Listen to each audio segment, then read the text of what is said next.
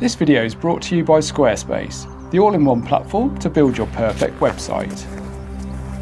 Hello and welcome back. So I've been out since dawn this morning on the hunt for amazing light and fog, and well, it hasn't quite worked out so far. But today I really want to talk about the Lumix GX85, which is a camera I used in a video a few weeks ago, which is this little bad boy. I've been thoroughly enjoying it. It's a really good everyday camera, something you can put in your pocket, in your bag and take everywhere. But what I want to talk about today is the image quality. I just really want to take a bit of a deep dive and look at the images, see how they compare to some of my other equipment like the Fuji X-H2.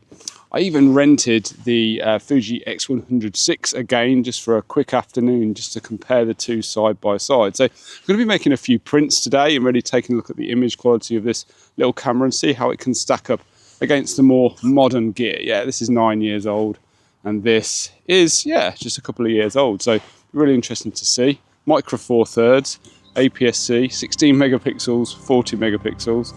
Yeah, bit of fun. We'll take a look and hopefully we'll get a few images if the conditions change here this morning.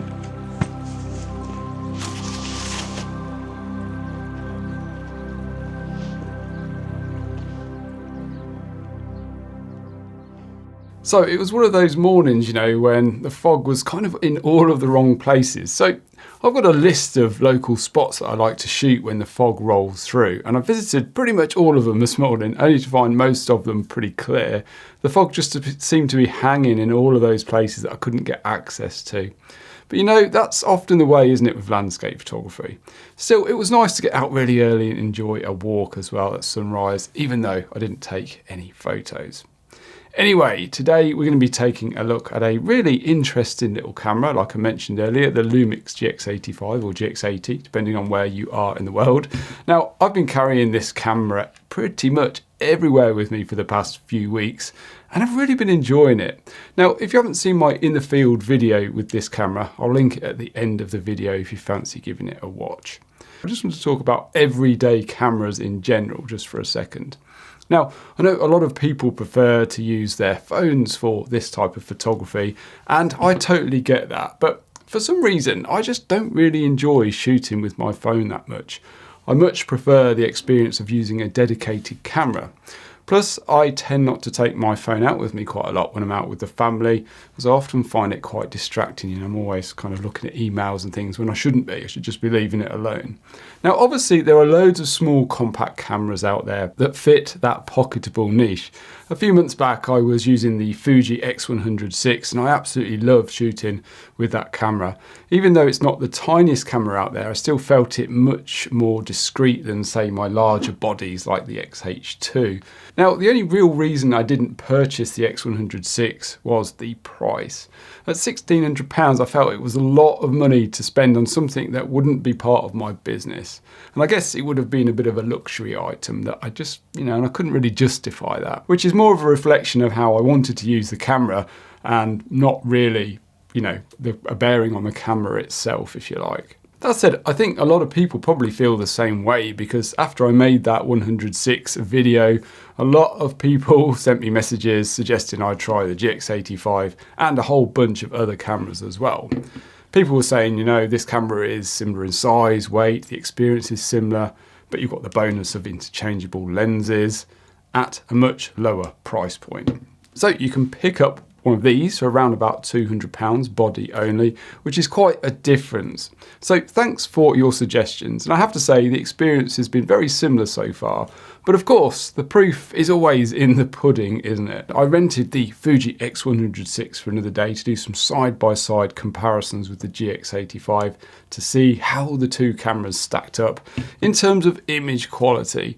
I took both cameras out to my local castle to capture some shots, and I've made some prints as well from that shoot.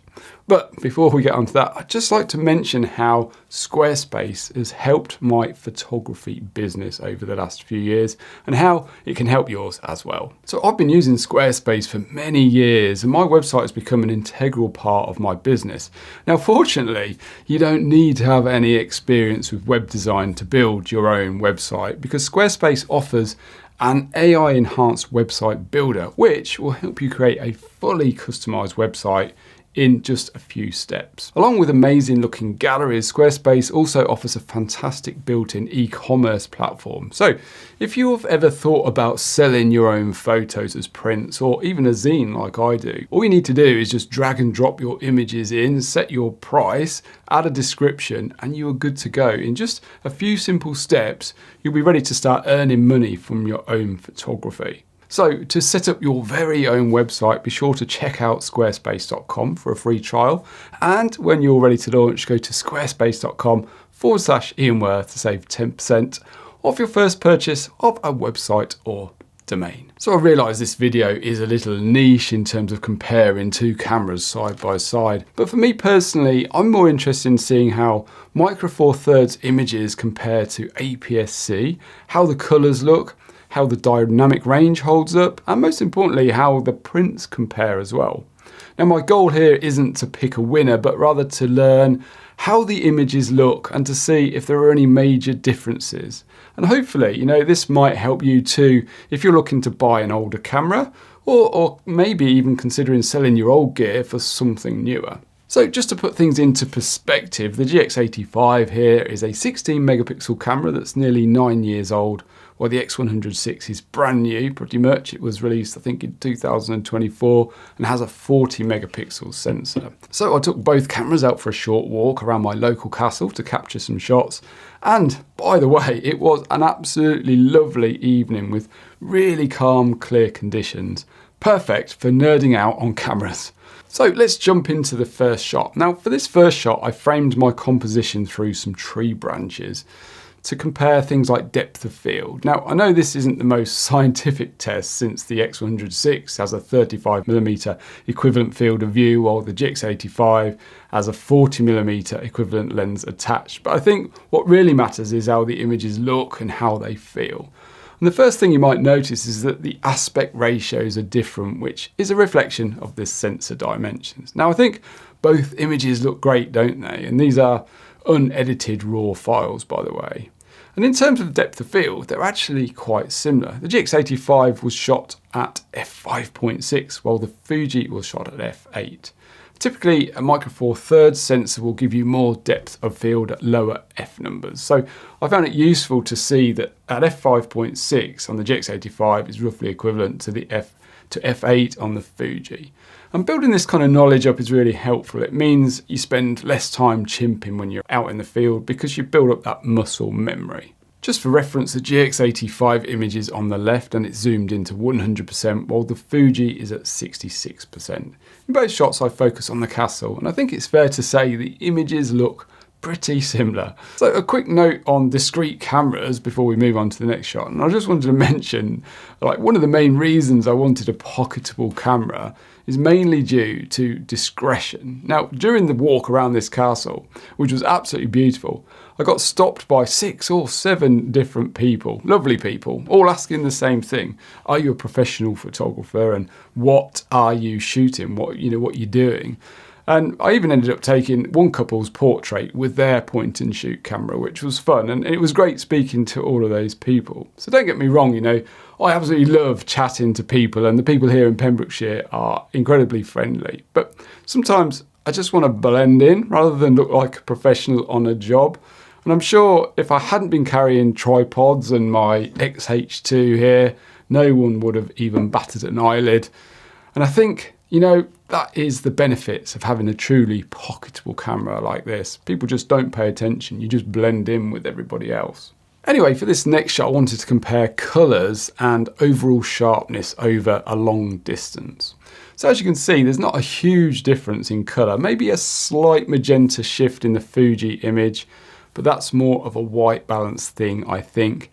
In terms of sharpness though, the Lumix actually appears sharper with Lightroom's default sharpening applied. Now, this isn't surprising though, given the Fuji file is much larger in terms of resolution. To get a similar look, I had to boost the sharpening on the Fuji file to around about 70.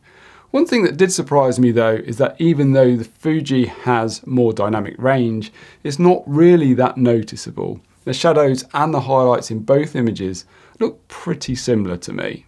Now the last image I took, I've actually printed out at A3, but before we take a look at the prints, I just want to quickly talk about upscaling your images. So I think if you have a good quality file to begin with, upscaling in post-production using something like Lightroom Super Resolution can be a great option if you need to print large but only have a limited amount of resolution to work with. So first let's look at the native image sizes. At 100%, the Fuji file on the right is 7,213 pixels by 5,152 pixels, while the Lumix file is 4,592 by 3,280. Now I applied Lightroom Super Resolution to the Lumix file, and let's take a look. And I have to say, it's done a really nice job. The upscale file is now 9,184 by 6,560 pixels, which actually makes it larger than the Fuji file.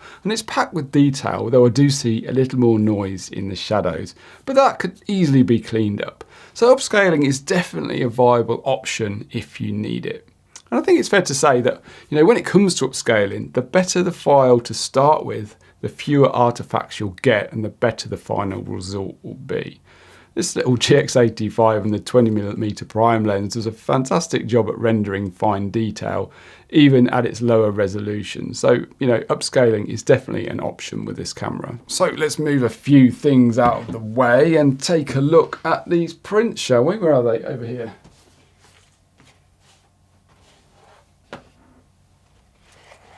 Now both are cropped to the same aspect ratio and have applied the same edit to both raw files.